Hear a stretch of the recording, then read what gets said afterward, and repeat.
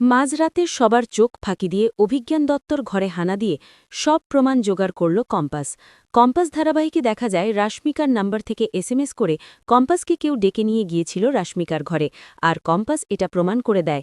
আর সবার সামনে এটা স্পষ্টভাবে প্রমাণ হয়ে যায় কম্পাসকে ইচ্ছা করে ঘর থেকে কেউ সরিয়েছে এবং তারপরে বিহানের ক্ষতি করার চেষ্টা করেছে।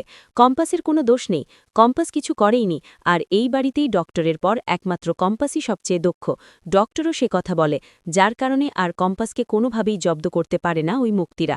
এক প্রকার নাকানিচুবানি খেয়ে মোনালিসা ওই বাড়ি থেকে বেরিয়ে যায়। তবে কম্পাসকে সতর্ক করে ঋতুজা। ঋতুজা কম্পাসকে বলে, শোন কম্পাস, আমাদেরকে যা করার খুব তাড়াতাড়ি করতে হবে। কেসটা আবার কোর্টে উঠবে, হিয়ারিংয়ের ডেট আছে সামনে। সবথেকে বড় কথা, আমাদের প্রমাণ জোগাড় করতে হবে। আর এই প্রমাণ যদি আমরা জোগাড় করতে না পারি তাহলে কিন্তু অভিজ্ঞান দত্ত জিতে যাবে।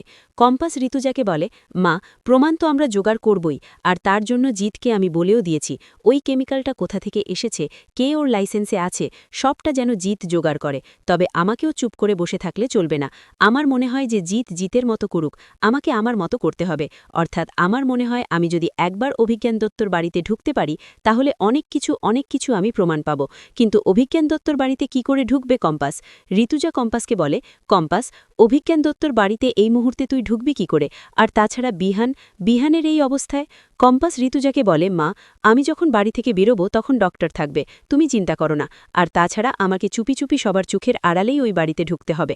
এমনকি সেটা শ্রেষ্ঠা আন্টিও জানবে না, কারণ আমি চাই না শ্রেষ্ঠা আন্টি কোনো বিপদে পড়ুক, আমার জন্য কোনো ঝামেলায় পড়ুক। সবার চোখের আড়ালে আমি ওই বাড়িতে ঢুকব, আর তারপর অভিজ্ঞান দত্তর ঘর সার্চ করব। আমার মনে হয় ওখানে আমি অনেক কিছু পেতে পারি। আর অভিজ্ঞান দত্ত একেবারেই বোকা, তাই নিশ্চয়ই নিজের কবজায় অনেক কিছু রেখে দেবে। সেগুলো আমাকে দেখতে হবে, খুঁজে বের করতে হবে। আমাকে আমার মতো করে প্রমাণ জোগাড় করার চেষ্টা করতে হবে। এ বলে কম্পাস ঋতুজাকে বলে মাঝরাতে বেরিয়ে পড়ে। অন্যদিকে ঘরে সে সময় বিহানকে দেখাশোনার জন্য ডক্টর থাকে।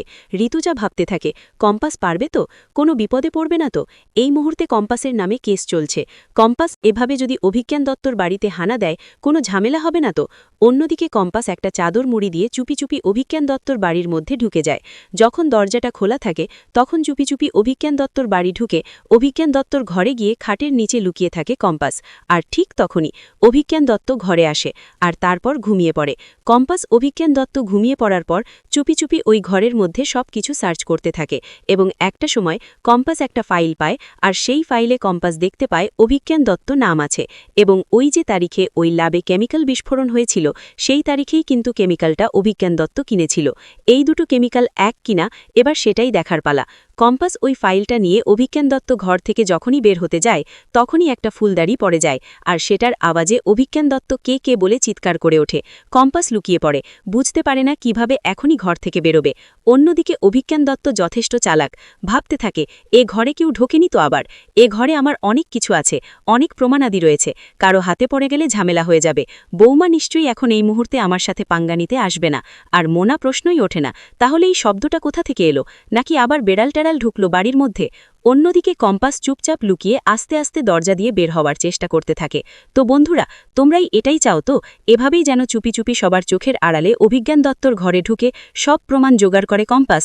কমেন্ট করে জানাতে ভুলো না।